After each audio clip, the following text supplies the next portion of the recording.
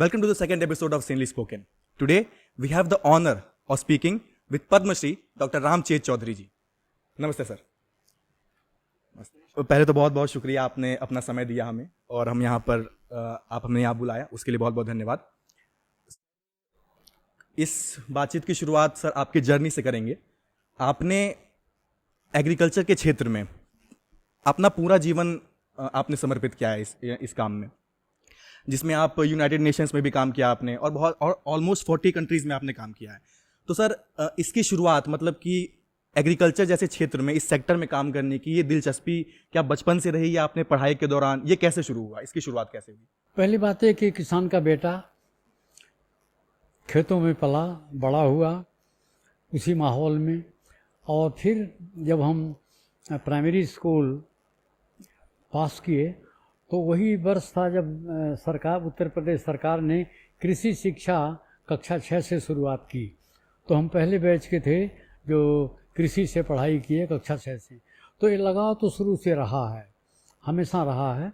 High school के बाद भी हम, इंटरमीडिएट के बाद भी हम जा सकते थे, विषय बदल सकते थे, मेडिसिन या इंजीनियरिंग पे जा सकते थे, लेकिन नहीं, हमने कृषि क्षेत्र को ही चुना. हम कृषि में हमारी पढ़ाई होगी तो जाहिर बात है कि रुचि थी, अंदर से एक लगाव जैसा था. जी सर, आज़ादी के बाद हमने बहुत सारी कठिनाइयाँ झेली, खासकर एग्रीकल्चर सेक्टर में, और लगभग उसी समय MS स्वामीनाथन जी आते हैं जिन्होंने ग्रीन रिवॉल्यूशन की स्टार्ट की थी, और मैंने पढ़ा भी कि आपने उनके साथ भी रहकर बहुत सारे काम किए थे. तो सर उस एक्सपीरियंस के बारे में कुछ बताइए, उनके साथ काम करना कैसा था और उस दौरान आपने क्या क्या चीज़ें की? देखिए, हम तो गुलामी में ही पैदा हुए, आज़ादी से पहले, आज़ादी मिलने से पहले. तो जाहिर बात है कि वो भी देखा, उस समय का भी दुखड़ा देखा है कि जब गांव-गांव में भी राशन की दुकान होती थी और उन दुकान में अमेरिका या दूसरे वेस्टर्न कंट्री से लाया हुआ अन्न जो है बांटा जाता था लोगों को खाने के लिए. तो वो भी दिन देखा हुआ है.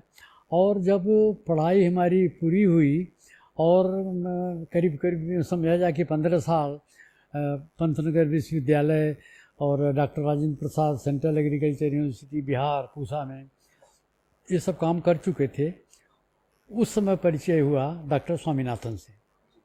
तो जाहिर बात है कि काफ़ी दिन वो हमारे देश के वो बीत चुके थे दुर्दिन, जिसमें कि हम सड़ा गला अन्न दूसरे देशों से लाया हुआ खाते थे.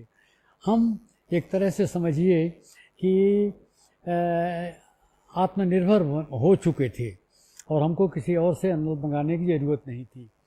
लेकिन फिर भी ये था कि कृषि प्रधान देश होते हुए भारत, तो मैंने डॉक्टर स्वामीनाथन से पहली दफ़ा पूछा था उनके संपर्क में आने पर कि आप कहा करते हैं कि paddy and poverty go together, धान और दरिद्रता साथ साथ रहते हैं. तो हमने कहा हम तो धान वाले क्षेत्र के हैं, ऐसे क्षेत्र के जिसमें कि धान ही 80-90% खेतों में बोया जाता है, तो आखिर हमारे किसानों का क्या भला होगा. तो उन्होंने बड़ी, वो महामानव थे, मैं तो उनको कहूँगा, बड़ी लंबी सोच थी. उन्होंने ये कहा कि देखिए, आप धान के क्षेत्र के हैं तो जाहिर बात है कि धान ही उन खेतों में होगा, दूसरा और कुछ नहीं हो सकता है. तो धान में भी कुछ ऐसी भी प्रजातियां हैं जिनको हम विशेष प्रजाति कहते हैं, उनकी खेती करें किसान, जिसका जो महंगा बिकता है, जिसको हम विशिष्ट चावल कहते हैं, स्पेशलिटी राइस, तो उससे किसान का भला हो सकता है. यहाँ जी सर, ग्रीन रिवॉल्यूशन के बाद जब भारत का एग्रीकल्चर सेक्टर इतना ज़्यादा ग्रो किया कि वो आज भी जीडीपी का एक बहुत बड़ा कंट्रीब्यूटर है, बहुत बड़ा हिस्सा जीडीपी का हमारे किसान और एग्रीकल्चर सेक्टर से आता है. उस बीच भी एक ऐसी चावल की वैरायटी थी जिस पर आपने सबसे बड़ा रिसर्च भी किया है, जिसके लिए आपको पद्मश्री से सम्मानित किया गया था. सर वो थी काला नमक चावल, जो कि जिस पे आपका एरिया ऑफ रिसर्च है.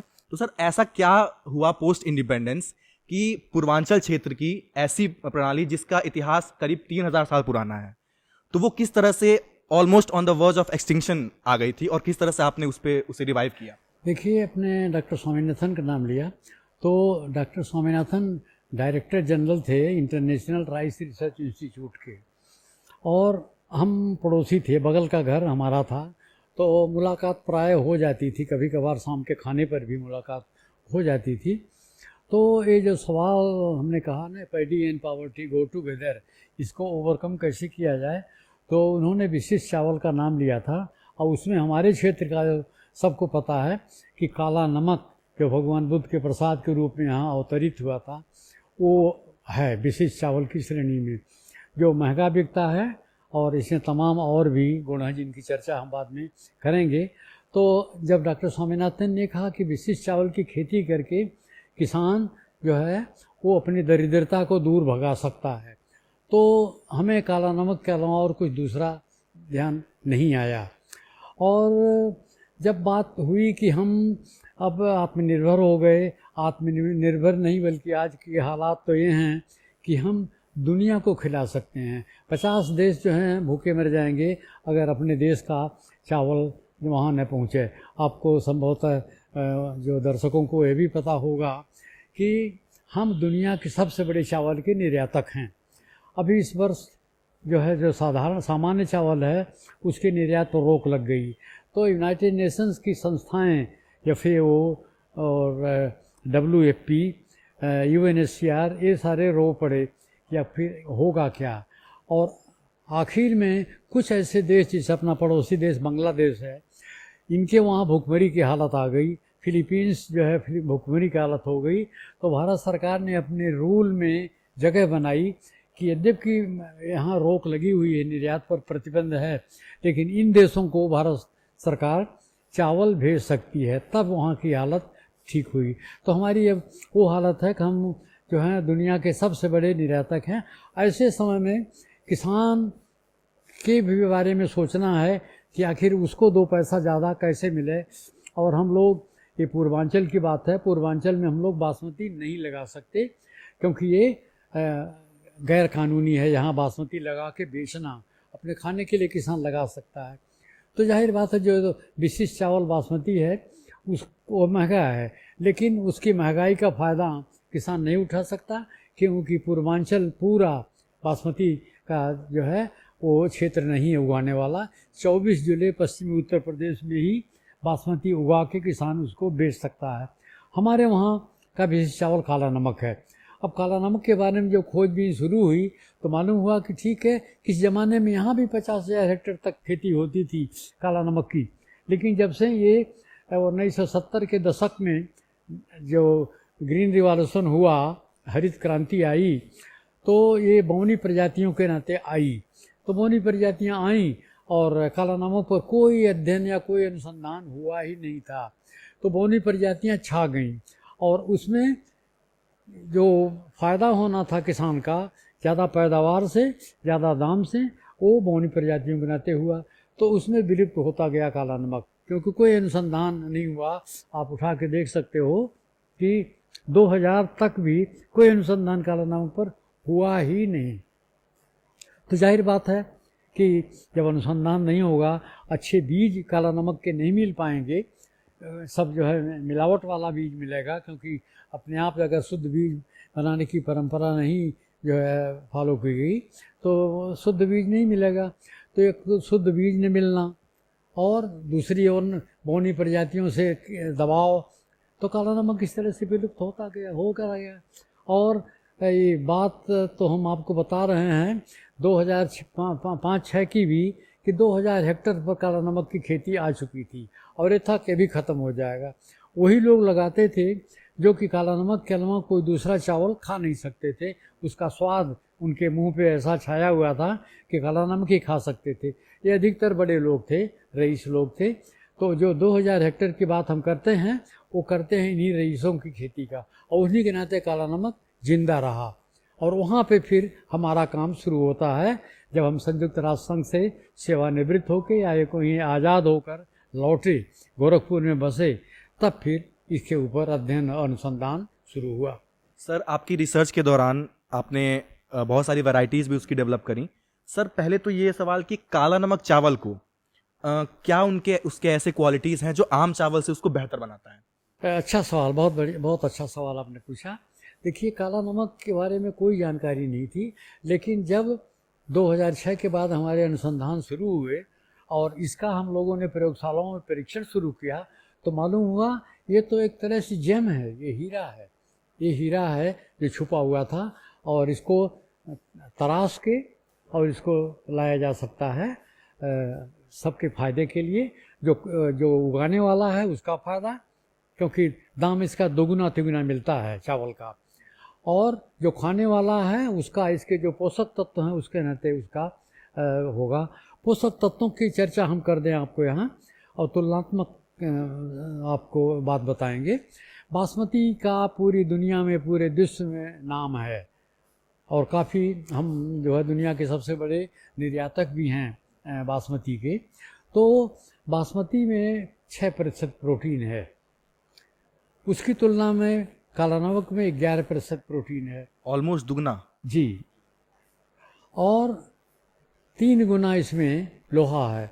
लोहा की मतलब आयरन, जो हमारे भोजन में अगर होता है तो हमारा खून बनता है, लाल कण इसी के नाते बनते हैं।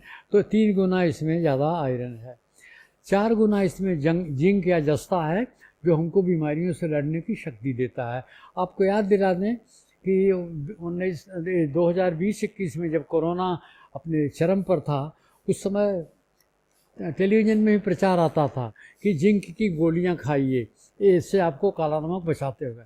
हम ये कहते हैं कि काला नमक में इतना ज़्यादा जिंक या जस्ता है कि अगर इसको खाए लोग तो इसको कोरोना नहीं होगा। और बल्कि तमाम मीडिया ने, पत्र जो प्रिंट मीडिया है, अखबारों ने छापा कि काला नमक खाने से आपको जिंक की ज़रूरत नहीं है और आपको कोरोना नहीं होगा। तो और सबसे बड़ी बात और बता दें इसके आगे कि डॉक्टर मना करता है कि जिसको शुगर हो गई है, डायबिटिक लोग हैं, आप भात मत खाइए। अब बताइए, पूर्वांचल का आदमी अगर भात नहीं खाएगा तो कैसे जिएगा? रोटी खा खा के कितना दिन चलेगा? वो इसलिए इसमें 80-85% भात में इसका ग्लाइसेमिक इंडेक्स है। इतना ज़्यादा इसमें जो खाते हैं तो स्टार्च ग्लूकोज में बदल के खून में जाता है, वो बहुत ख़तरनाक है। काला नमक का ग्लाइसेमिक इंडेक्स 49 और 52 के बीच में है। कहने का मतलब है कि 55 से कम है। और जब किसी खाने में ग्लाइसेमिक इंडेक्स 55 से कम होता है तो उसको डॉक्टर लोग शुगर फ्री कहते हैं। तो इसीलिए हमारा ये कहना कि आप जो है दोनों टाइम खाइए, भरपेट खाइए, काला नमक का भात खाइए, भले आप डायबिटिक हैं, आपका शुगर नहीं बढ़ेगा। तो ये एक बड़ी अच्छी बात हुई। तो आपने देखा कि किस तरह से हमारा काला नमक बासमती की तुलना में 2 गुना प्रोटीन, 3 गुना आयरन, 4 गुना जस्ता और शुगर फ्री है। इसमें विटामिन ए भी होता है, होता इकलौता चावल है जिसमें विटामिन ए होता है। और हमारे श्रोता और जो देखने वाले हैं वो स्वयं देख सकते हैं कि काला नमक की भूसी छुटाइए तो उसके नीचे हरा होता है। अन्य चावल भूरा रंग का होता है, इसका चावल हरा रंग का होता है। तो ये अगर देखिए, और वो हरा रंग इसीलिए होता है कि बीटा कैरोटीन है, खाने पर ये में अपने आप पे बदल जाता है हमारे लीवर में विटामिन ए में। तो इतने सारे गुणों से परिपूर्ण ये विशिष्ट चावल की श्रेणी में है। और हम तो बड़े गर्व के साथ कहते हैं कि विश्व का सर्वश्रेष्ठ चावल है, इससे अच्छा कोई दूसरा चावल है ही नहीं है। तो ऐसे चावल को बढ़ावा देने में सबका भला है। ये इसमें जो उगाते हैं उनका भला, जो खाते हैं उनका भला, देश का भला। जी सर, इसकी रिसर्च के दौरान मैंने कुछ चीज़ें पढ़ी जहाँ पर आपका चाइना से एक सॉर्ट ऑफ कन्फ्रंटेशन हुआ था। जब आप फिलीपींस में थे, आप वहाँ के जीन प्लाज्मा के ग्लोबल कोऑर्डिनेटर थे। मैं उसके बारे में पढ़ रहा था कि जब 2 देशों के बीच में या फिर कई देशों के बीच में जो भी कल्टीवेशन होता है उसमें कुछ प्लाज्मा एक्सचेंज होता है कि आप इसे अपने यहाँ उगा के देखिए और इस आपके यहाँ जो प्रजातियाँ होती हैं उसे हम उगा कर देखेंगे। आपके ग्लोबल कोऑर्डिनेटर के दौरान चाइना से आपकी एक छोटी सी भिड़ंत कह सकते हैं, जिसमें आपने मना कर दिया था कि जब तक चाइना अपनी पैदावार नहीं भेजेगा तब तक हम अपनी पैदावार नहीं भेजेंगे। आपने पुरानी बातें याद दिला दी और गर्व भी होता है कि मैंने उस समय वो फैसला लिया था। ऐसा होता है कि एक प्रोग्राम है इंटरनेशनल राइस रिसर्च इंस्टीट्यूट या IRI का, जिसको इंजर कहते हैं, international network for genetic evaluation of rice. तो इसमें इरी फिलीपींस में दुनिया के जो भी अच्छे अच्छे प्रजातियां हैं उनको इकट्ठा करती है और फिर उनका ट्रायल बना के दुनिया के सभी देशों को देती है। हमने व्याख्या की, हम तो ग्लोबल कोऑर्डिनेटर थे इसी के, तो हमने देखा कि चाइना हमारे से हमारी सारी नर्सरी ले लेता है, सारा का सारा जर्म प्लाज या जनन द्रव्य वो ले जाता है, लेकिन जब उसको देना होता है तो वहाँ तरह तरह के बहानेबाजी करता है कि हमारे यहाँ तक भी कह दिया कि हमारे पास पोस्ट ऑफिस से भेजने के लिए पैसे नहीं हैं। मैंने उनसे ये भी कहा कि ठीक है पैसे हम देंगे, आप भेजिए। तो फिर बाद में हमने कहा कि देखिए अगर आप देंगे नहीं अपना जर्म प्लाज तो हम घर से नहीं दे पाएंगे। बाद में उनको झुकना पड़ा, अभी भी वो बहुत कम दे पाते हैं, लेते ज़्यादा हैं देते कम हैं। तो ये तो क्या कहा जाए, अंतर्राष्ट्रीय राजनीति की बात है और चाइना की चालाकी थी, लेकिन है कि काफ़ी बैलेंस हुआ हमारे थोड़ा टाइट होने के बाद कि अब आपको भी देना पड़ेगा जब ही आपको मिलेगा। जी सर, काला नमक पे दोबारा आते हैं। इसकी 4 वैरायटीज़ आपने इजाद करी, और जैसे कि KN3, बौना काला नमक 101, बौना काला नमक 102, और जो सबसे इस समय न्यूनतम चल रहा है वो है काला नमक किरण। तो सर इन चारों वैरायटीज़ के बारे में क्या एक दूसरे से बेहतर बनाता है और कैसे इन 4 वैरायटीज़ की शुरुआत हुई और अभी क्या इस पर अनुसंधान चल रहा है, इसके बारे में कुछ बताइए। देखिए, जब हमने अध्ययन करना शुरू किया कि आखिर काला नमक ख़त्म क्यों हो, विलुप्त हो रहा, तो एक कारण ये था कि इसका बीज शुद्ध नहीं मिलता था। शुद्ध बीज नहीं मिलता था क्योंकि शुद्ध बीज पैदा नहीं किया जा सकता था, प्रमाणित नहीं हो सकता था, क्योंकि कोई प्रजाति थी ही नहीं इसकी जो भारत सरकार द्वारा नोटिफाइड हो।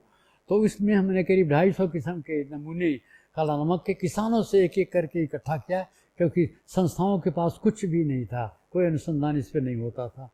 उन 250 में जो सबसे अच्छा हमको लगा वो था नमूना नंबर 3 जो सिद्धार्थनगर का था, तो उसको हमने काला नमक KN3 का नाम दिया।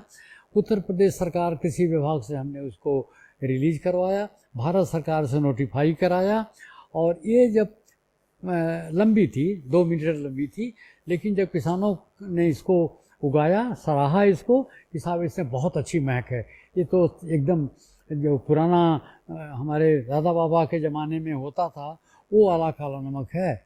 लेकिन इसमें दिक्कत ये है कि ये लंबा है, 2 मीटर 2.5 मीटर लंबा है, गिर जाता है, कटाई हाथ से करनी पड़ती है, कंबाइन हार्वेस्टर से कटाई नहीं हो सकती, और कितना भी कर लीजिए 10 क्विंटल प्रति एकड़ से ज़्यादा इसकी पैदावार नहीं मिलेगी। फिर हमने कहा हमारी ज़िंदगी इसी काम में गुजरी है। फिर हमने इसको बौने प्रजातियों से संकरण करके इस बौना काला नमक 101 निकाला, उसको सुधार के बौना काला नमक 102 आया, और इस समय की जो सर्वोत्तम प्रजाति अब है वो बौनी है और पैदावार उसकी दुगनी है, गुणवत्ता इसके चावल की वही है जो KN3 की है। उसका नाम हमने दिया काला नमक किरण। तो अब ये जो है सर्वोत्तम प्रजाति है, इसकी गुणवत्ता पुराने काला नमक के बराबर है, उपज इसकी दुगनी है, तो खूब फायदा हो रहा है। और यही कारण है कि जो क्षेत्रफल काला नमक का 2000 हेक्टेयर पर आ गया था, अब वो 80,000 हेक्टेयर पर ये पहुंच गया है, 40 गुना। आपने संभवतः सुना नहीं होगा कि कोई प्रजाति 40 गुना और 5 साल के अंदर 5 साल के अंदर 40 गुना बढ़ गया इसका क्षेत्रफल, क्योंकि किसान की आमदनी दुगनी तिगुनी हो रही है। सरकार का जो एक तरह से नारा है ना कि हम किसान की आमदनी दुगनी तिगुनी करेंगे, तो काला नमक उसको सिद्ध करके दिखाया कि हम काला नमक अगर उगाता है किसान तो उसकी आमदनी दुगनी तिगुनी होगी, और हो रही है। इसी नाते 40 गुना इसका क्षेत्रफल बढ़ गया है। जी सर, GI इंडेक्स क्या होता है और इसके बारे में सर थोड़ी सी आप बताइए। देखिए, GI इंडेक्स इसका पूरा फुल फॉर्म है ग्लाइसीमिक इंडेक्स। हिंदी शब्द इसका कोई नहीं है, लेकिन थोड़ी हम व्याख्या कर दें तो समझ में आ जाएगा। देखिए, चावल में अधिकांश हिस्सा स्टार्च का है, माड़ का है। काला नमक में भी वही है, माड़ अधिकांश हिस्सा है। प्रोटीन तो 11% है, थोड़े और मिनरल वगैरह 2-1% होते हैं, बाकी तो सब इसमें स्टार्च पड़ा है। जब हम खाते हैं तो वो स्टार्च हमें ऐसे हजम नहीं होगा, स्टार्च टूटेगा और टूटने के बाद वो ग्लूकोज बनेगा। स्टार्च टूट के ग्लूकोज बनेगा और वो ग्लूकोज हमारे खून में जाएगा। अगर खून में शक्कर की मात्रा या ग्लूकोज की मात्रा एकाएक बढ़ गई तो उससे आदमी की मृत्यु तक हो सकती है, तमाम और अंग जो है वो फेल हो सकते हैं। तो इसी नाते डॉक्टर ये कहता है कि आप जो है डायबिटिक हो गए हैं, शुगर के मरीज हो गए हैं, आप भात खाना बंद कर दीजिए। घात ही नहीं, केला वगैरह भी है, खाना बंद करवाता है, चीनी तो एकदम से बंद हो जाती है। तो ये जो शुगर की मात्रा जो बढ़ती है भात खाने से, वो अगर 55 के नीचे रहे किसी टाइम में 55%, तो ये हमेशा प्रतिशत में अंक होता है।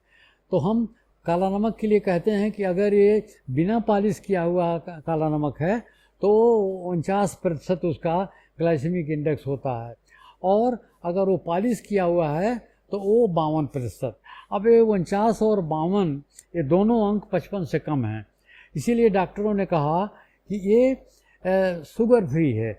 शुगर फ्री के मतलब खतरनाक नहीं है।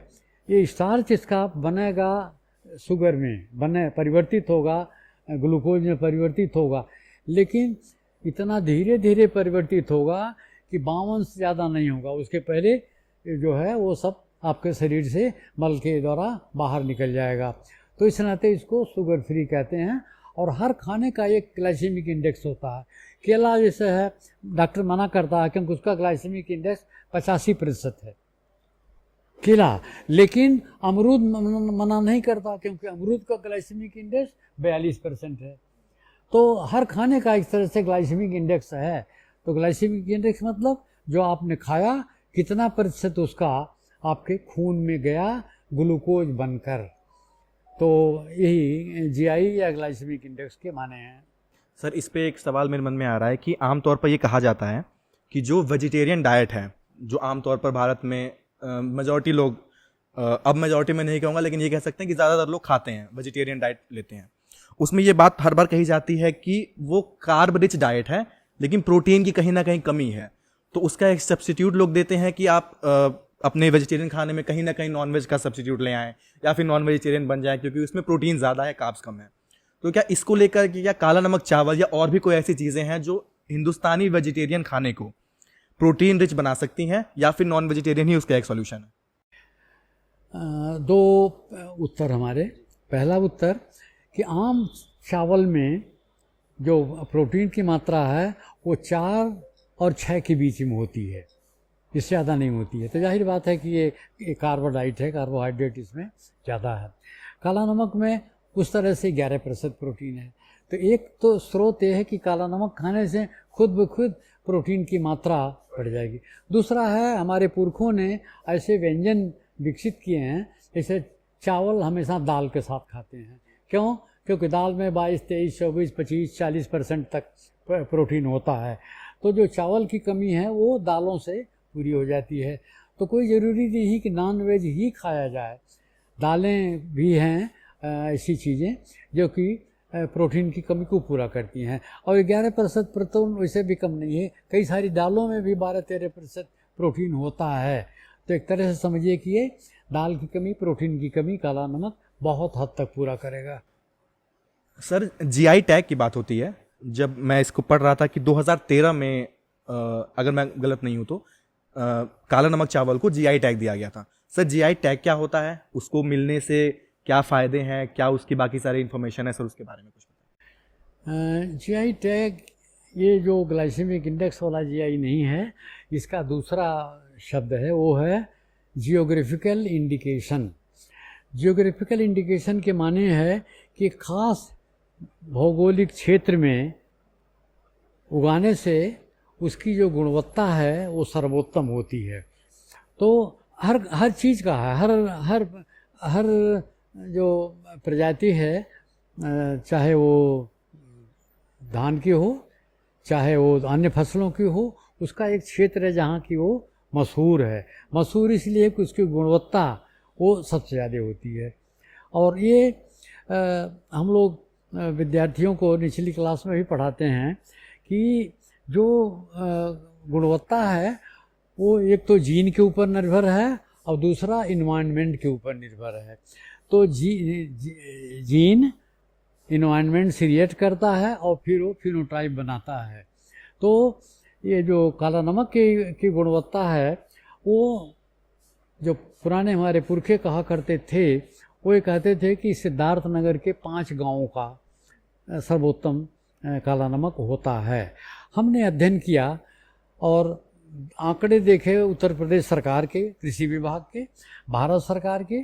तो जिस समय एग्रो क्लाइमेटिक जोनेशन हो रहा था उत्तर प्रदेश का, कि वर्षा, आर्द्रता, गर्मी, इस सब के आधार पर उत्तर प्रदेश को 9 भागों में बांटा गया, 9 भागों में। तो जो 7वां भाग है एग्रो क्लाइमेटिक जोन नंबर 7, वो 11 जिलों का है, जो नेपाल की तराई से सटे हुए 11 जिले हैं। इसमें 4 जिले गोरखपुर मंडल के हैं, 3 जिले जो है बस्ती मंडल के हैं और 4 जिले देवीपाटन मंडल के हैं।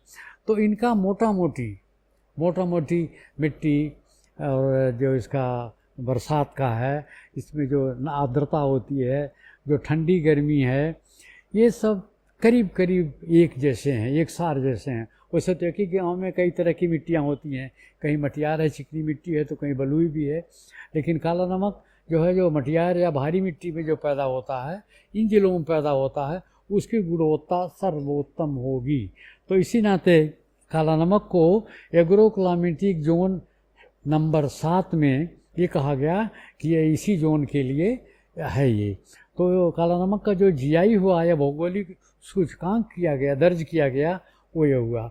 आगे इसके माने हुए फ़ायदा नुकसान की बात हम कर रहे हैं कि जो 11 जिलों के किसान हैं, उनका एक तरह से इंटेलेक्चुअल प्रॉपर्टी राइट है। जैसे अब कोका कोला है, तो कोका कोला एक कंपनी का है, लेकिन ये जो 11 जिलों के किसान हैं, सब उसके मालिक हैं काला नमक के। तो अगर ये 11 जिलों में उगाते हैं काला नमक, तो अच्छी गुणवत्ता वाला काला नमक होगा। तो इस नाते इसको कहा गया कि काला नमक का जो जीआई है, भौगोलिक सूचकांक है, वो इन्हीं 11 जिलों का है जिनकी चर्चा हमने की अभी। सर, अभी इंटरव्यू की शुरुआत में आपने एक लाइन बोली थी कि paddy and poverty go together. तो सर, इसको काफ़ी हद तक आपने इसको तो झूठा साबित कर ही दिया है। सर, एक बहुत इंपॉर्टेंट चीज़ होती है किसी भी फसल के उगने, उसका सबसे इंपॉर्टेंट फैक्टर है उसका एडवर्टाइजमेंट, इन द सेंस कि किसान कोई फसल तभी उगाएगा जब उसको भी उसका कुछ प्रॉफिट मिल रहा हो। क्योंकि उसका भी, अगर हम देखें तो एग्रीकल्चर या खेती एक तरीके का अगर बिजनेस समझें, तो उसमें आप रॉ मटेरियल लाते हैं, आप मेहनत करते हैं, आप खेत में समय बिताते हैं, वो कुछ एक प्रोडक्ट बन के आता है जिसको मार्केट में बेचना होता है, क्योंकि किसान उससे कुछ प्रॉफिट कमाएगा और अपना घर चलाएगा, रॉ मटेरियल वापस लाएगा और वो साइकिल चलता रहेगा। तो सर, क्या काला नमक भी उसके क्या क्या एडवर्टाइजमेंट के तरीके आप लोग कर रहे हैं या और क्या किए जा सकते हैं जिससे उसको भी वही ट्रैक्शन मिले जो आम फसलों को मार्केट में मिलता है? जैसे गेहूं पंजाब में बहुत ज़्यादा उगती है, पंजाब तो एग्रीकल्चर का एक बहुत बड़ा क्षेत्र है, तो वहाँ पे किसान भी बहुत ही ज़्यादा वेल टू डू हैं, मोस्टली मतलब उनके पास प्रॉफिट ज़्यादा है। तो क्या वो ट्रैक्शन जो गेहूं को और बाकी फसलों को मिल रहा है, काला नमक को कैसे मिलेगा? उसके क्या एडवर्टाइजमेंट के तरीके आप लोग कर चुके हैं और आगे करने वाले हैं? देखिए, अभी इस वर्ष का हम थोड़ा कुछ फैक्ट और फिगर दे दें। काला नमक चावल ये कम से कम 120 रुपया किलो ये बिक रहा है। बाकी चावल 20 से लेकर 40 रुपया के बीच में है। तो एक तो इसका दाम वैसे भी तिगुना हो गया। तो एक तो एडवर्टीजमेंट अपने आप में है किसानों के बीच कि अगर आप उसी खेत में धान की अन्य प्रजाति न लगा के काला नमक लगाओ तो आपकी आमदनी 3 गुनी हो जाएगी। ये एक बहुत बड़ा प्रचार है। और जो हमने बताया कि 40 गुना इसका क्षेत्रफल बढ़ा, सबसे बड़ा योगदान इसी तथ्य का था कि काला नमक किसानों की आमदनी तिगुनी हो गई। दूसरा जो फैक्ट था वो ये कि अपने आप में जो अभी देखिए शुगर के रोगी कितने हैं, डायबिटिक या मधुमेह के रोगी कितने हैं। शायद कोई परिवार बचा हो जिसमें कि मधुमेह का रोगी न हो। आप ही को वहाँ अगर मेहमान आते हैं तो पूछना पड़ता है कि आपकी चाय में चीनी रहेगी क्या, ऐसा कुछ। तो उसके बाद ये जो काला नमक है ये शुगर फ्री है। तो जो उपभोक्ता है वो भी इसके बारे में काफ़ी जो है सजग है और वो खाएगा। तो अपने आप में भी प्रचार हुआ कि अगर हमको भात खाना है तो काला नमक का ही खा सकते हैं, क्योंकि ये शुगर फ्री है। तो इस नाते ये प्रचार अपने आप में हुआ। दूसरा, मीडिया, आप जैसे लोग जो मीडिया वाले हैं उन्होंने बड़ा योगदान दिया इसको करने के लिए, और सरकार भी काफ़ी तमाम सारे अपने प्रोजेक्ट हैं। हमारे कुछ कलीग बाद में भी इसकी चर्चा करेंगे। परंपरागत कृषि विकास योजना है, इसके द्वारा हो रहा है। किसानों की आमदनी तिगुनी की जाए, इसके द्वारा प्रचार हो रहा है। और इस तरह से चाहे वो टीवी हो, चाहे अखबार हो, चाहे गवर्नमेंट की मीटिंग हो, तो तमाम ऐसी योजनाएं चल रही हैं जिससे कि प्रचार प्रसार इसका हो रहा है कि आप अन्न धान न लगा के काला नमक अगर आप लगाएंगे तो आमदनी दुगनी तिगनी होगी। अन्य भात आपको खाने से मना है क्योंकि आप डायबिटिक हो, काला नमक आप भरपेट खाइए। दूसरी बात या तीसरी बात ये हुई कि अब ये विदेशों में जा रहा है। आप जानते हो कि अपना देश भारत ये विश्व का सबसे बड़ा चावल का भी एक्सपोर्टर है और सबसे बड़ा इसका बासमती का भी एक्सपोर्टर है। अब उनके सहारे, बासमती के सहारे, अभी हम लोग दिसंबर में बड़ी मीटिंग एक कर रहे हैं सिद्धार्थनगर ज़िले में, जिसमें कि ये बासमती के एक्सपोर्टर भी आएंगे और उनको कहा जाएगा कि आप काला नमक के साथ साथ, इसके बासमती के साथ साथ काला नमक को भी एक्सपोर्ट करिए।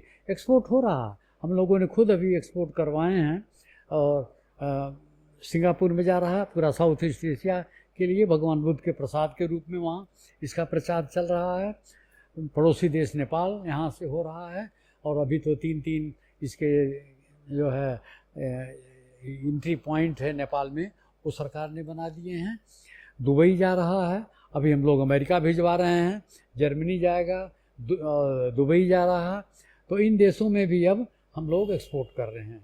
एक्सपोर्ट धीरे धीरे बढ़ रहा है और आगे बढ़ता रहेगा। और काला नमक के जो निर्यातक हैं उनको इसीलिए आमंत्रित किया जा रहा है सिद्धार्थनगर में कि आप आइए, बासमती तो ले जाएं लेकिन एज ए अल्टरनेटिव। देखिए, बासमती का एक जो है कि उसके दाने की लंबाई बड़ी अच्छी होती है, तो अपना बिरयानी और इस किस्म के चीज़ों में इस्तेमाल होता है। हम लोग कहते हैं कि लोग लंबा चावल खाते खाते ऊब से रहे हैं, और अब तो खैर धान के प्रोजेक्ट ने इतना लंबा कर दिया कि 7 मिलीमीटर तक का इसका लंबा भात होता है। तो 7 मिलीमीटर, तो हम तो लोगों को डराते हैं कि कहीं ऐसा न हो जाए कि आपके गले में फंस जाए। काला नमक कभी आपके गले में नहीं फंसेगा क्योंकि ये छोटा होता है ये हमेशा। तो जो निर्यातक हैं उनको ये कह रहे हैं कि एज ए अल्टरनेटिव काला नमक जो है एज ए अल्टरनेटिव होगा बासमती का, इसको करिए। और ये लो एमाइलोज वाली वैरायटी है, 19-20% इसमें होता है। बासमती में 24%, 25% एमाइलोज होता है, तो इसलिए उसका भात कड़ा हो जाता है। ज़रा सा ठंडा हुआ कि कड़ा जबान में चुभने लगता है। काला नमक कभी नहीं चुभता, ये हमें इसका भात हमेशा मुलायम बना रहेगा। तो एक अल्टरनेटिव है बासमती के साथ, तो काला नमक का भी ये हो। तो ये सब चीज़ों को लेके अब बड़ा जोशो खरोश है वो निर्यातकों में, उपभोक्ताओं में, और जाहिर बात है कि किसानों में भी कि हमारी आमदनी तिगुनी हो रही है काला नमक उगाने से। तो ये सारे फैक्टर हैं कि अभी तो आपने देखा कि ये परिलक्षित हो रहा है खेती के क्षेत्रफल में कि 2000 से बढ़ के 80,000 हेक्टेयर हो गया। इस साल भी हमारा अंदाज़ा है कि हम लोग 80,000 का भी आंकड़ा पार कर जाएंगे। तो ये सारे फैक्टर हैं जो एक तरह से पब्लिसिटी के ही अंग हैं, जुड़े हुए हैं उसमें। सर, कॉमन फैसिलिटी सेंटर, मैंने आपके एक इंटरव्यू में सुना था कि यहाँ सिद्धार्थनगर जिले में शायद कॉमन फैसिलिटी सेंटर खुलने वाला है या खुल चुका है। तो सर उसके क्या मायने हैं, उसके क्या यूज़ हैं और किसान को वो किस तरह से फ़ायदा दे सकते हैं? कॉमन फैसिलिटी सेंटर ये आइडिया उत्तर प्रदेश सरकार की है और ख़ास तौर से यहाँ मुख्य सचिव स्मॉल एंड मीडियम इंटरप्राइज के थे श्री सहगल साहब। तो सहगल साहब की आइडिया के मुताबिक और उन्होंने बड़ा सहयोग दिया हमें। सिद्धार्थनगर ज़िले में अभी तक सिर्फ एक सेंटर खुला है। इन 11 जिलों को अगर देखा जाए तो सिर्फ एक centre common facility centre Siddharthnagar में है। इसके मतलब ये हुआ कि ये काला नमक को प्रमोट करने के लिए बना है कि इसमें बड़ी बड़ी मशीनें करीब 8.5 करोड़ की लागत का ये पूरा तैयार हुआ है। और इसमें हमारे 2000 के आसपास के किसान हैं जो इसमें इंटरेस्ट दिखा रहे हैं। 120 तो अभी जुड़े हुए हैं इस समय हमारे पास, 120 किसान अभी जुड़े हैं जो इस वर्ष भी इन्होंने काला नमक धान दिया है। तो इसमें होगा क्या कि किसान उगाएगा शुद्ध बीज लेकर और वो यहाँ CFC सेंटर में वो लाके अपना देगा, उसको तुरंत धान का पैसा मिल जाएगा। यहाँ पे बड़ी अच्छी मशीनें सताके की हम लोगों ने लगवाई हुई हैं जो अच्छी गुणवत्ता का चावल बनाएगा। और वो वहाँ पे ये काम इसका सेंट ऐसा है कि हमारे पास शीत गृह भी हैं। तो कारण यह है कि काला नमक की गुणवत्ता बनी रहेगी यदि इसको 20-22 डिग्री टेम्परेचर पर इसको रखा जाए, क्योंकि इसमें जो 30-40 किस्म के केमिकल हैं जिसके नाते महक सुगंध आती है वो उड़ते हैं 30 डिग्री सेंटीग्रेड पर ये उड़ने लगते हैं। लेकिन अगर ये 20 डिग्री पर रखा जाएगा तो उसमें चावल के अंदर ये बने रहेंगे। तो ये इस नाते कॉमन फैसिलिटी सेंटर में ये एक तो वेयर हाउस है, किसान ला के अपना वहाँ माल रखेगा, वहीं पे उसकी कुटाई होगी, छटाई होगी, पैकिंग होगी और वहीं से एक्सपोर्ट भी होगा अच्छी क्वालिटी का। तो ये जो सरकार की जो ये विचार है CFC बनाने का काला नमक के लिए बहुत अच्छा है। अभी गोरखपुर में भी बनना है और आगे चल के तो 11 जिलों में कॉमन फैसिलिटी सेंटर बनेगा, ऐसा प्लान है। सर मैं इसके रिसर्च के दौरान मुझे बहुत सारे डेटा का पता चला जिसमें किसानों को किस तरीके की दिक्कत आती है, ना सिर्फ चावल उगाने में बट एवरेज खेती करने में। मेजॉरिटी पॉपुलेशन जो किसानों की है हिंदुस्तान में वो मार्जिनल या स्मॉल फार्मर्स हैं, जो छोटे छोटे हिस्सों में खेती करते हैं। उनकी खुद की कुछ ज़मीन होती है, कुछ एकड़ में होती है, कुछ और कम होती है। तो सर वहाँ पर एक इन्वेस्टमेंट का प्लान, जैसे कि अगर सिंचाई करनी है या खेतों में ट्रैक्टर चलवाना है, हर किसान जो छोटे स्तर पर खेती कर रहा है, मेजॉरिटी छोटे स्तर पर ही कर रहे हैं, तो ट्रैक्टर्स अफोर्ड करना, बड़ी बड़ी मशीनरी अफोर्ड करना, ये सब चीज़ें बहुत मुश्किल होती हैं कई लोगों के लिए। कुछ लोग आसानी से कर पाते हैं, कुछ लोगों के लिए नहीं होती। ऐसे तमाम सारे दिक्कतें भी आती हैं। तो इसको टैकल करने के लिए क्या क्या उपाय या तो सरकार कर सके या कुछ संस्थानें हैं जो कर सके कि किसानों को ना सिर्फ चावल की खेती पर और सारी खेतियों में आधुनिक टेक्नोलॉजी, मशीनरी, इन सब ये सब आसानी से कम दामों पर या फिर सब्सिडी पर उपलब्ध हो सके। इसके क्या कुछ उपाय हैं जो चल रहे हैं या और कुछ हो सकते हैं? तो सरकार की ही योजना है। आप जानते हो कि उत्तरी भारत में जो कोऑपरेटिव सिस्टम था वो फेल हो गया। इसमें हमको एक्सेप्ट करने में, स्वीकार करने में कोई गिलानी नहीं होनी चाहिए कि सहकारिता मूवमेंट यहाँ नहीं चला। लेकिन सहकारिता का दूसरा रूप अभी सरकार ले आई है जिसमें कि गवर्नमेंट की भागीदारी नहीं है। सहकारिता विभाग पहले गवर्नमेंट चलाती थी, फेल हो गया। लेकिन उसी का बदला हुआ रूप है FPO, फार्मर प्रोड्यूसर ऑर्गेनाइजेशन, या FPC। तो ये जो है किसान के लिए है और किसान के द्वारा है। तो इसमें कोई सरकारी इंटरवेंशन नहीं है। अगर है सरकारी इंटरवेंशन तो ठीक है, रजिस्ट्रेशन हुआ, उनको 5 लाख रुपए की मदद मिल गई। बाकी बड़े पैमाने पर खरीदने पर किसान इकट्ठा, चाहे खाद हुआ, चाहे बीज हुआ, चाहे मशीनें हुई, ट्रैक्टर हुआ, ये सारी चीज़ें वो एक तरह से रियायती दर पर खरीद सकते हैं और ख़रीद के अपने जो सदस्य हैं उनको बेच सकते हैं, चलवा सकते हैं। तो इस तरह से FPO का कॉन्सेप्ट जो सरकार का है ये काबिल तारीफ है इसका। तो इसमें सहकारिता के सारे गुण हैं और जो दुर्गुण थे वो इसमें नहीं हैं। तो ये किसान ही इसको बना रहा है, FPO किसान ही इसको चला रहा है। सरकार उसमें थोड़ा फाइनेंशियल हेल्प दे रही है या समय समय पर चेक करती रहेगी कि कहीं ये इसमें कुछ गलत काम तो नहीं होने लग जाए। तो FPO बहुत अच्छा कॉन्सेप्ट है और अब तो हर ज़िले में 10, 20, 50 FPO तक बन रहे हैं, बन चुके हैं, ऐसे अच्छे चल रहे हैं। बहुत अच्छा कॉन्सेप्ट है। इसमें छोटे किसान भी जुड़ के बड़े किसान का फ़ायदा उठा सकते हैं। जी, मैं इसी के रिसर्च के दौरान जो मैं खुद भी कुछ डेटा कलेक्ट कर रहा था, तो मुझे एक टर्म के बारे में पता चला था, कस्टम हायरिंग सेंटर, जहां पर ऐसा कहा जाता है कि कोई भी मशीनरी है, चाहे वो छोटे स्तर पे भी हो बड़े स्तर पे भी हो, वहां पर किसान उसे रेंट पे ले सकते हैं। अगर वो खरीद ना सकते तो उसे रेंट पे ले सकते हैं, या फिर गांव के 3-4 किसान जिनकी जमीन आसपास ही है, वो सब कलेक्टिवली एक अमाउंट जमा करके उसको रेंट पे ले सकते हैं और सर अपनी खेती में मशीनरी यूज कर सकते हैं ऑन अ डेली बेसिस, किराए के बेसिस पे। इसके बारे में मुझे पता चला था। सर एक डेटा और भी मेरे पास था, मैं रिसर्च कर रहा था, मैं एक कंपैरिजन ड्रॉ कर रहा था हिंदुस्तान और यूनाइटेड स्टेट्स के बीच में, और ये कंपैरिजन हर चीज़ में हम अमेरिका से करते ही हैं। तो सर एक डेटा था मेरे पास कि वहाँ पर औसतन मतलब on an average 157 million hectares की एग्रीकल्चरेबल लैंड मौजूद है यूएसए में। इंडिया में 142 मिलियन हेक्टेयर्स हैं। तो इसमें कोई बहुत ज़्यादा ड्रास्टिक डिफरेंस नहीं है इन द अमाउंट्स ऑफ कि कितना लैंड मौजूद है जहाँ पे खेती हो सकती है।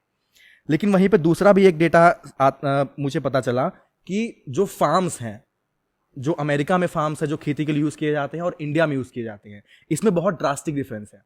जैसे कि वहाँ पर जो फार्म्स का एवरेज साइज है, वहाँ पर 70 मिलियन फार्म्स मौजूद हैं। ये करीब ये थोड़ा पुराना डेटा है, 1970-71 का माने तो 70 मिलियन फार्म्स अवेलेबल है, जिसका एवरेज साइज 2.28 हेक्टेयर्स है। ये अमेरिका की बात है। और इंडिया में जो कि 2010 और 11 के अराउंड 1.38 मिलियन का हो गया। इंडिया के कंपैरिजन में देखा जाए तो इसकी संख्या थोड़ी सी कम है, कि जो फार्म्स हैं उनकी संख्या भी कम है और जो लैंड उस फार्म में है उसकी लैंड की संख्या भी कम है। तो सर क्या इसका इफेक्ट पड़ता है कि किसानों पर भी और बाकी क्षेत्रों पर भी, कि क्योंकि ज़मीन कम है, क्योंकि फार्म्स कम है, तो खेती भी कम हो रही है, उपजाऊ मतलब कल्टीवेशन कम हो रहा है, ये बाकी सारी दिक्कतें आ रही हैं। तो इस पर सर आपका क्या व्यू है, कैसे? देखिए आगे होगा, यहाँ भी फार्म की साइज बढ़ेगी, घटेगी नहीं। हम भी गांव के ही हैं, हम भी देखते हैं कि हमारे गांव में जो इस समय कटाई हो रही है, अगर कंबाइन हार्वेस्टर न हो तो कटाई नहीं हो पाएगी। वो सारा एक तरह से समझिए कि वो भाड़े पर ही लेके किसान उसकी कटाई कर रहा है। तो अभी अपनी खेती तो कर रहा है, लेकिन कितने ऐसे परिवार हैं जो खेती करने में अक्षम हैं, वो नहीं कर सकते। सक्षम हो रहे हैं कि उन्होंने बटाई पर दे दिया, दूसरे पर दे दिया। तमाम लोग जो शहरों में आके बस गए हैं, एक तरह से समझिए कि उनकी खेती भी बटाई की खेती है। फार्म की साइज आगे अभी नहीं, 10 साल बाद आप देखोगे कि फार्म की साइज यहाँ भी बढ़ेगी। मैं जर्मनी में विद्यार्थी था, तो मैंने अपने प्रोफेसर से पूछा कि सर हमारे वहाँ फार्म की साइज अभी भी, ये बात हम आपको 1970 के दशक की बता रहे हैं। मैंने कहा सर हमारे वहाँ फार्म की साइज दिन ब दिन छोटी होती जा रही है, क्योंकि अगर एक बाप के 3 बेटे हैं तो बाप की मृत्यु के बाद वो बंटवारा होते होते फार्म की साइज, लेकिन आप तो वहाँ देख रहे हैं फार्म की साइज बढ़ रही है। ये सत्य है, जर्मनी की बात मैं कर रहा हूँ। उन्होंने कहा देखिए हमारे वहाँ सब मैकेनाइज फार्मिंग है, और जो बड़ी मशीनें हैं वो अगर कोई छोटा फार्म वाला खरीदेगा तो उसको वो अफोर्ड नहीं कर सकता, घाटा है, तो सोचता है कि ठीक है हम अपना फार्म बेच दें और कोई बगल वाला पड़ोस वाला खरीद लेगा, हम कुछ और करें, बिजनेस में जाएं, इंडस्ट्रीज में जाएं, कैसे भी जाएं।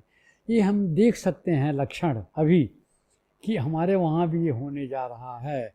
लोग गांव छोड़ के जो शहर में आ रहे हैं, जो बटाई की खेत है, बटाईदार नहीं मिल रहे हैं, तो जाहिर बात है अपना खेत बेचेंगे, दूसरे खरीदेंगे।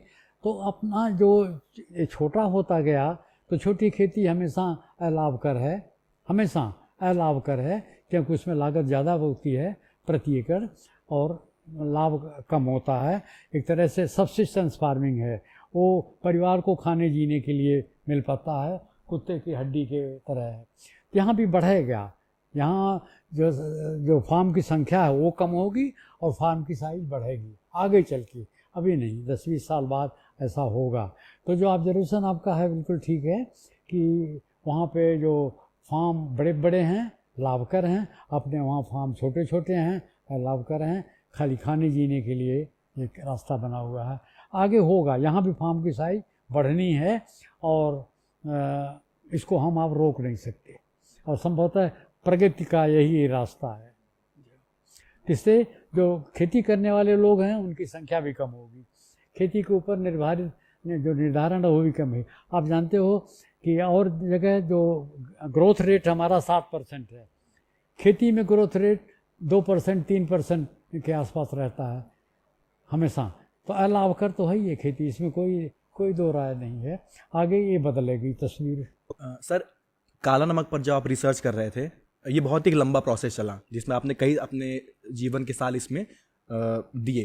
किसी भी रिसर्च में, चाहे वो साइंटिफिक हो नॉन साइंटिफिक हो, किसी भी फील्ड में रिसर्च होती है तो एक टर्म यूज करते हैं यूरेका मोमेंट, कि वो एक पल उस पूरे रिसर्च के दौरान क्या था जब उस साइंटिस्ट को लगता है या उस टीम को लगता है कि हाँ ये एक पल है जब लगता है कि हाँ अब वो जो चीज़ हम चेस कर रहे हैं वो अब मुमकिन है। वो एक मोमेंट जब मिलता है कि कोई एक ऐसी वैरायटी डेवलप हो गई या कोई एक ऐसा प्रॉब्लम सॉल्व हो गया, कि वो यूरेका मोमेंट था। तो इस काला नमक के रिसर्च के दौरान आपको ऐसे कितने मोमेंट्स मिले, या वो पहला मोमेंट क्या था जब आपको लगा कि हाँ अब जो जिस लक्ष्य की तरफ मैं निकला हूं वो मुझे अचीव हो सकता है? हमने बताया कि ये पहला तो हमको लगा जब हमारी पहली वैरायटी KN3 रिलीज और नोटिफाई हुई और उसका बीज बना के, उसका प्रमाणित बीज बना के हमने किसानों को बांटा, तो ऐसा लगा, किसानों ने कहा हाँ साहब ये है काला नमक है, बाकी तो सब मिक्सचर है। तो हमें वहाँ लगा कि ठीक है, एक पड़ाव तो हमारा पहुँच गया है। अगले पड़ाव आते रहे कि उसको जो हमने छोटा किया, उपज इनकी दुगनी हुई, गुणवत्ता उसकी और अच्छी लगी, तो ऐसा लगा कि बहुत बड़ा एक। मैं ये बता दूं कि ये काम इतना आसान नहीं है। आप कभी भी निराश हो सकते हैं, छोड़ सकते हैं। 4 लोगों ने आपको घेर के कहा अरे सब ये बकवास है, बेकार कर रहे हो। अगर आप में जुनून नहीं है, जुनून को पता नहीं कैसे हम एक्सप्लेन करें, एक तरह से लगाव नहीं है, एक तरह से आपको में पागलपन नहीं है, पागलपन की सीमा तक आपको जाना पड़ता है कि रात दिन आप उसी में डूबते उतराते हो, तो आप निराश होकर छोड़ दोगे। लेकिन नहीं, हमें भी जुनून था और उस जुनून के ने ही यहाँ तक पहुँचाया कि ये नहीं कि पद्मश्री मिल गया बहुत बड़ी चीज़ हो गई। हमारा अभी भी हमारा अनुसंधान आगे चलता रहेगा। हमारे एक आधा कोलीग संभवतः इस बारे में बात भी करेंगे कि अभी इसका जो अवधि है 5 महीने का है। हम इसको कहते हैं कि क्या ये संभव है कि हम 4 महीने में, क्या संभव है कि हम 3.5 महीने में काला नमक को पैदा कर लें उसी गुणवत्ता वाला? तो ये रास्ते हैं और लगातार जो है उपज में भी बढ़ोतरी होती रहे। और जो डेवलपमेंट की बात है, R&D में, R तो हो गया, D की बात है कि किस तरह से हमको, हमारा ये सपना है, बासमती वाले बुरा न माने, लेकिन हम गुणवत्ता के आधार पर कह सकते हैं कि काला नमक बासमती को पीछे छोड़ेगा। काला नमक जो है इसमें सारे गुण हैं, इसमें भरे पड़े हैं। बासमती में मात्र एक गुण है कि इसका चावल लंबा होता है। दूसरा कि इसमें बड़े बड़े बिजनेस हाउसेज इसमें लगे हुए हैं। आप रोज़ देखेंगे कि टेलीविज़न के ऊपर प्रचार हो रहा, आपने आज तक टेलीविज़न के ऊपर एक प्रचार भी काला नमक का नहीं देखा होगा। तो ये फ़र्क है। तो आप ये वो भी सब हर्डल दूर होंगे और काला नमक आगे बढ़ेगा, बहुत आगे जाएगा, ये हमारी सोच है। सर, रिटायरमेंट के बाद आपने, जब आप UN से वापस आए तो उसके बाद आपने PRDF की स्थापना की, और वो हम उसी ऑफिस में इस वक्त बैठे जो कि आपका घर भी है गोरखपुर में। सर, आपने यहाँ पर एक रिसर्च और डेवलपमेंट तो आपकी चल ही रही है, यहाँ पर आपने एक रोज़गार भी तैयार किया है, जो कि हम अभी जब सेंटर पे आए तो हमने देखा कि कुछ औरतें बाहर बैठी हुई हैं जो चावल को बीन रही हैं, उसमें से चीज़ें साफ कर रही हैं उसको। सर, उसके बारे में बताइए कि आपने रोजगार के तौर पर इसको किस तरह से देखा है और आगे क्या इसका अप्रोच है? देखिए, कोई प्रोडक्ट जब आता है तो एक तो जो प्राइमरी प्रोड्यूसर है वो तो किसान है, तो किसान की संख्या तो खैर बढ़ेगी इसका, क्योंकि क्षेत्रफल बढ़ेगा। और अगर बड़े बड़े किसान इसमें जुड़ेंगे तो हो सकता है किसान की संख्या न भी बढ़े, तो वहाँ किसान के रोज़गार की बात तो अलग की हुई। लेकिन जो बेचने वाले हैं, जो इसको प्रोसेस करने वाले हैं, जो इसकी पैकिंग करने वाले हैं, अभी भी आप देखेंगे कि तरह तरह की पैकिंग हैं और लोग इसको अपने तरह से इसको ला रहे हैं बाज़ार में, उनकी संख्या बढ़ेगी। तो अब पहले तो खैर बोरे में से बिक जाता था काला नमक, अब जो हैं हम लोग अभी जो अमेरिका भिजवा रहे हैं वो आधा किलो की पैकिंग है और जगह 1 किलो की पैकिंग है। तो पैकिंग बनाने वाले उनकी संख्या बढ़ी, पैकिंग करने वाले उनकी संख्या बढ़ी, पैकिंग को जो है बेचने वालों की संख्या बढ़ी। तो एक तरह से एक उत्पाद आया बाज़ार में, उस उत्पाद को सपोर्ट करने के लिए सभी सेक्टर के लोग इसमें जुड़ेंगे। तो जाहिर बात है कि ये जो है अवसर देगा इसको हर एक को, हर एक सेक्टर में। पूरा जो वैल्यू चेन है, अलॉन्ग द वैल्यू चेन, हर एक को फ़ायदा इसका मिलेगा। सर कुछ सवाल मेरे पर्यावरण को लेके हैं, एनवायरनमेंट को लेकर के। पहला ये कि सर, क्योंकि अब वो समय आ रहा है सितंबर अक्टूबर का समय, जब चावल की कल्टीवेशन शुरू होता है, उसकी कटाई शुरू होती है। और सर एक इशू जो हम पैडी कल्टीवेशन में देखते हैं, जो कि अब क्योंकि ठंड के समय भी आ रहा है, तो दिल्ली एनसीआर रीजन में खासकर देखा जाएगा कि जो पराली बच जाती है उसे जलाया जाता है, क्योंकि उसके बहुत सारे रीजंस हैं। तो उसकी वजह से कितना प्रदूषण होता है जो दिल्ली एनसीआर क्षेत्र में आकर के स्मॉग का फॉर्मेशन लेता है और बहुत बड़े स्तर पर लेता है। एक्यूआई इंडेक्स बहुत ज़्यादा बढ़ जाता है, जो हम हर साल देखते हैं और वो समय आने भी वाला है। तो सर क्या कुछ आधुनिक तरीके हैं जो उस पराली को जलाने के कुछ सब्स्टिट्यूट उपाय मौजूद हों, और क्या वो सिर्फ बड़े स्तर के किसान ही कर सकते हैं, या कुछ ऐसे तरीके हैं जो छोटे स्तर का किसान भी उस चीज़ को उपयोग कर सके? ये पराली एक तरह से एक समस्या भी है और एक तरह से एक बहुत बड़ा साधन है इसको तमाम प्रोडक्ट में बदलने का। खाद से लेके खाद भी बनाया जा सकता है। तो पराली की समस्या तो मैंने पराली तो रहेगी ही, क्योंकि आधा जो है धान होता है, पुआल होता है, आधा इसमें जो है चावल धान निकलता है, तो वो तो रहेगी। अब सवाल है कि उसको किस तरह से समाधान किया जाए।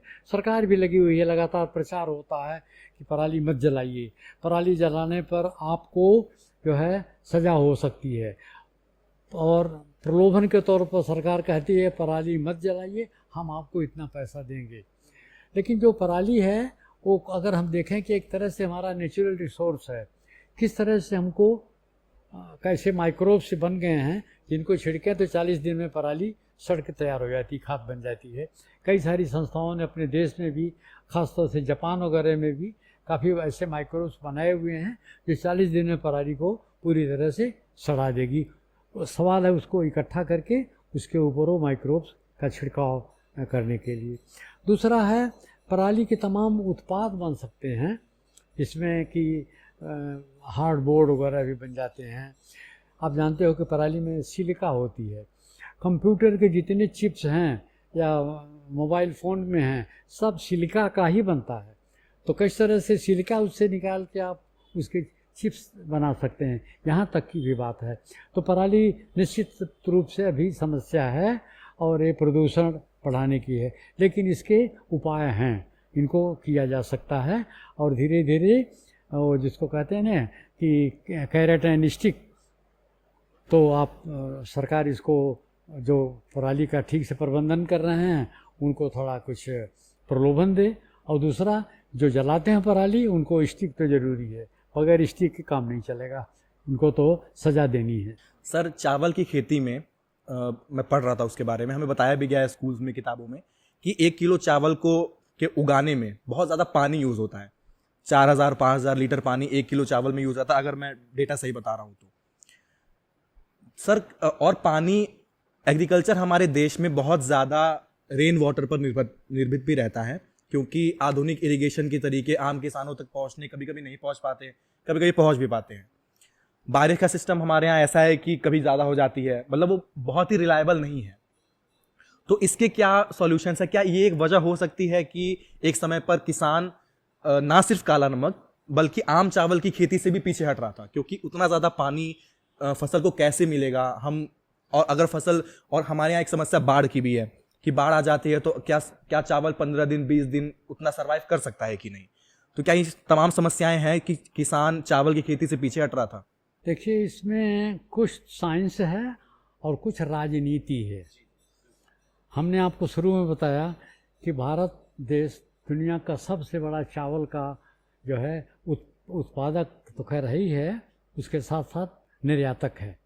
दुनिया को हम चावल खिलाते हैं। और ये बहुत सारे जो पश्चिमी देश हैं उनको फूटी आँख नहीं सुहाता कि किस तरह से हम अमेरिका को भी चावल दे रहे हैं, यूरोप को चावल दे रहे हैं, हम उनको खिला रहे हैं। तो तरह तरह के धंधे अपनाते हैं, ये हम थोड़ा निगेटिव साइड की बात बोलेंगे आपको।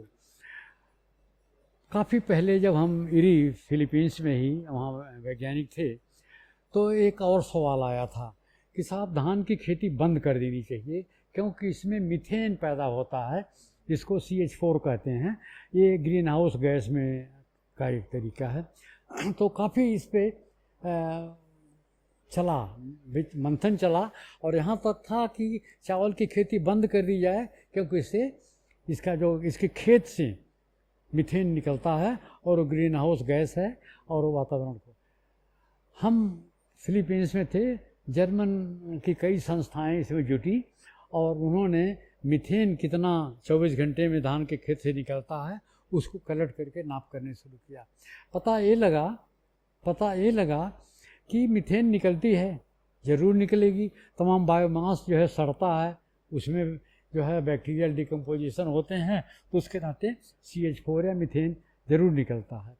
किसी ने आंकड़ा कहा कि एक अमेरिकन गाय या वहाँ के जो बीफ कैटल हैं वो इतना मीथेन निकालते हैं जितना कि 4 से मिलके वो 1 एकड़ भर का मीथेन निकाल देते हैं।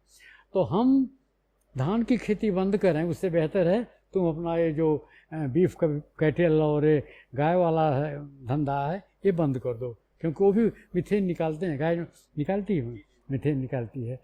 अब ये वेस्टर्न कंट्री इस लॉजिक पर चुप रह गए, क्योंकि जाहिर बात है वो नहीं कर सकते ऐसा। वो बीफ प्रोडक्शन नहीं बंद कर सकते, वो मिल्क प्रोडक्शन नहीं बंद कर सकते हैं, तो कैसे हमको बोलेंगे। तो वो टाइम फिक्स हो गया।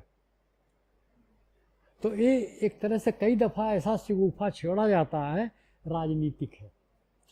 अब ये ठंडा पड़ गया, आजकल कोई मीथेन की बात नहीं कर रहा है कि धान का खेत मीथेन निकालता है। क्यों? क्योंकि उनके ऊपर पड़ गई बात।